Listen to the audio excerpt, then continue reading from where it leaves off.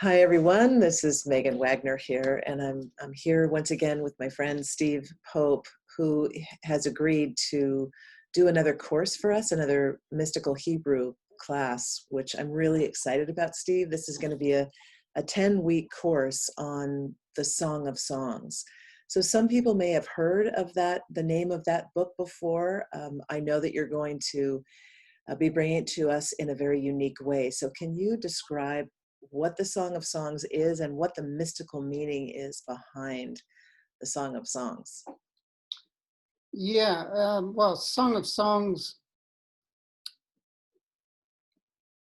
was only just really included into the biblical canon. It was seen as very controversial.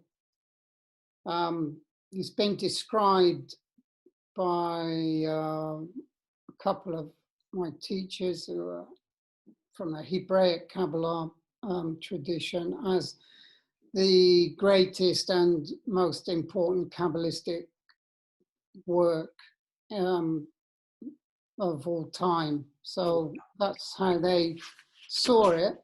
I was using the past tense because they're no longer incarnate. Was how they see it. So it was seen as with great reverence and great beauty and incredible poetry. So Hebrew poetry is very deep. Mm. And the first thing to say about it, although it's a nice, I think, translation, Song of Songs, gives us the idea of all songs coming from the one source, everything being a song of life, everything that exists being a note in the song. Mm-hmm. In the Hebrew, it means quintessence of essences and or quintessence of quintessences. So the title of the piece is not the Song of Solomon, it's the Song of Songs. The first verse says Shiri HaShirim, which is translated Song of Songs, quintessence of all essences. Asher Sholomah. Now, Asher Sholomah means this is her peace in simple Hebrew, but it's the peace of Asherah. So the name Asherah has the word or the equation shalom, peace, inserted into it. Okay. And so this marks out as a part of the feminine mysteries. Okay.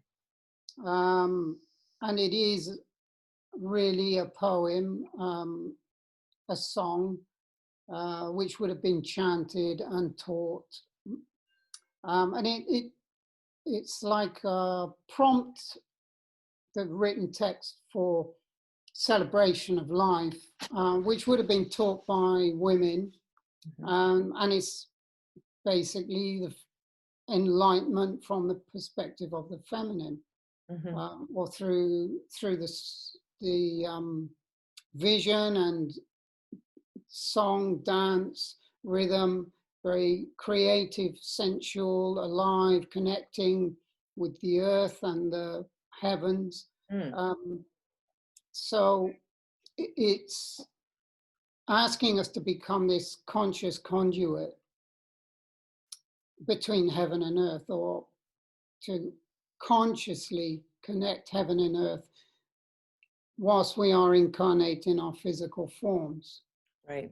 Because whenever I've read parts of the Song of Songs, it feels to me like this giant love story. It's very sensual, very sexual. And so I was wondering, is it also, are there some of the like the sacred marriage mysteries woven into the Song of Songs? Totally, yes. It's about sexual awakening, which is spiritual awakening. So spiritual awakening and sexual awakening in a young woman who becomes an adult in the feminine mysteries, who becomes a woman. It's, so it's about the raising up of those energies from the base of the spine and the genitals, the vagina, into the womb, and then bringing that up into the heart, through the breasts, into the neck and shoulders, opening the pineal gland. So it's an inner marriage, and then there's the outer marriage with the earth, with the solar system, with the cosmos, and with a male counterpart. Hmm. Wow, that's been so demythologized, hasn't it? Just as you're talking, I'm thinking, wow, I wish these mysteries were taught in Sunday school or temple Yeah, or, yeah. And so I think you're going to help bring us back to the original dancing with life. And so that rather than feeling shame or a distortion around all, awakening the Kundalini energy, it's kind of re-mythologizing it back to its original beauty and song. So I'm really excited about that part of it, to really clear away the distortions for us, so that we feel free to do these inner sacred marriage mysteries and to dance with life. absolutely. It's essential. And many of these, although it's been badly translated, people have still been able to pick up on the deeper sense of what we're talking about now. So it's not been completely lost, and a lot of the very sensitive information, because it would have been suppressed by the patriarchal Right. and militarized mentality that was around over the last 3,000 or 4,000 years. It's been around and has attacked and suppressed the feminine as a way of cutting the connection between our incarnate selves and our spiritual bodies. Wow. Okay. So this is part of the song, in fact, talks about restoring and returning, return, restore, return, restore. So that's one of the chants in the song, and it's very much holistic. There's no separation between the divine and the spiritual, the soul, and the mind body. They're all seen as a seamless garment and lived. So as the heroine of the piece awakens, she connects with all of life, and she realizes the glory of God in everything, Mm. as she walks the earth. Wow. It's really a song about embodied presence, like how to really bring our spiritual nature to the world and interact in that way, it sounds like. Yeah, I can just briefly go through a précis of, say, the opening 8 or 9 verses. So it starts off with a Shera, who is the Proto-Semitic creatress. Mm-hmm.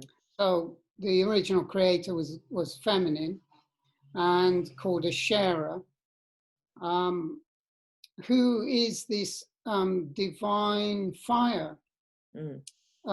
that becomes alive in the cells of the dancer of life.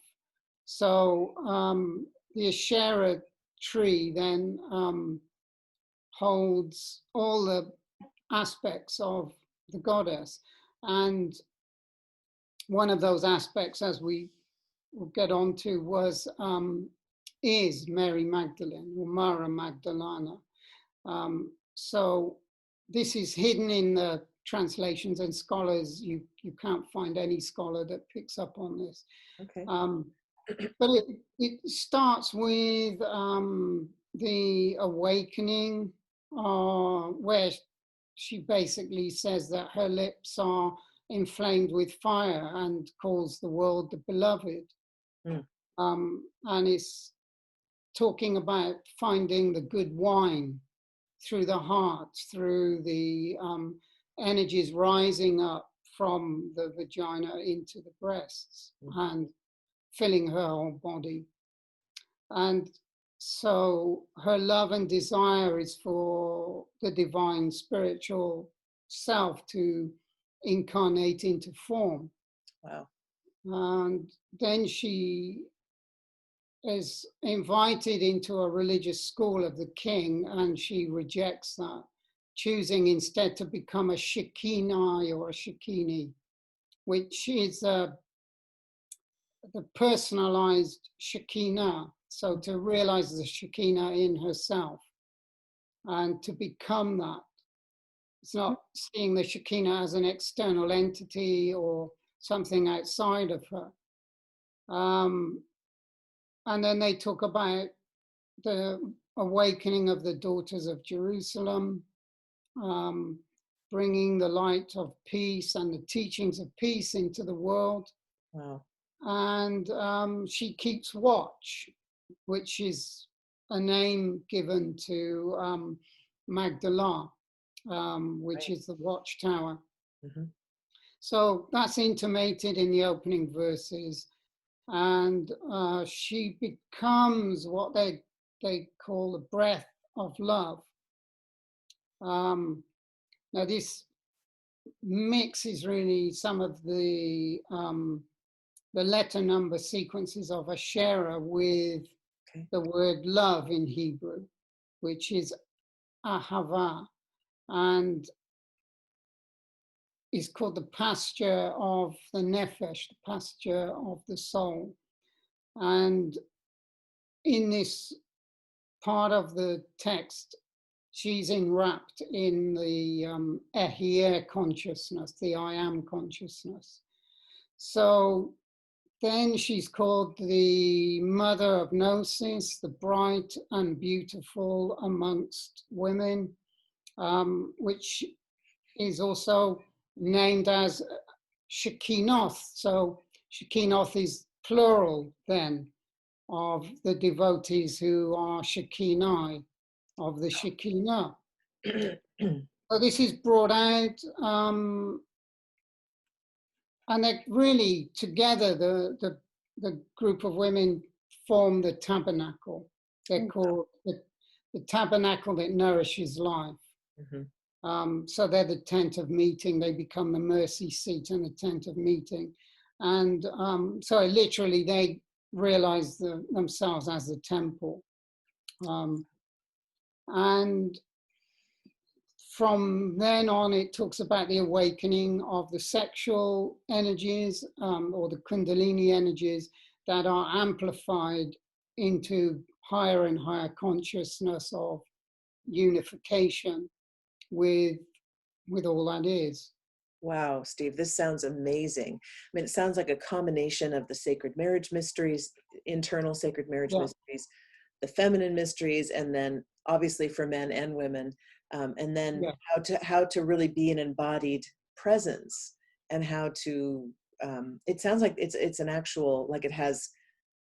What I'm hearing is that it has practices or ways through chanting, meditating on the words, yeah. breathing. It really is, you're also going to be giving us some tools to awaken this level of consciousness so that we can experience that ecstatic love of the universe. That's what excites me about it.